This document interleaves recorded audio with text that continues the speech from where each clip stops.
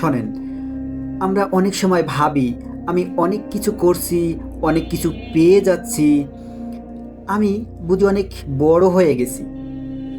কিন্তু সত্যি বলতে কি, এগুলো যদি আমাদের ভেতরে অহংকার জন্ম দেয়, তাহলে সেটাই সবচেয়ে বড় ক্ষতি। আসল সফলতা টাকা, নাম বা পরিচয় নয়। আসল সফলতা, আল্লাহ যদি আমাদের নিজের পথে রাখেন, আল্লাহ ও রাসূল সাল্লাল্লাহু আলাইহি সাল্লামের দেখানো পথে যদি আমাদের জীবন চলে, যেদিন আমরা নামাজে শান্তি পাই, হারাম থেকে নিজেকে বাঁচাতে পারি, অন্যায়ের সামনে মাথা নত না করি, সেদিন আমরা সত্যিকারের সফল। কারণ দুনিয়ার সফলতা একদিন শেষ হয়ে যাবে, কিন্তু আল্লাহর সন্তুষ্ট এটা চিরস্থায়ী সফলতা। আল্লাহু আকবার।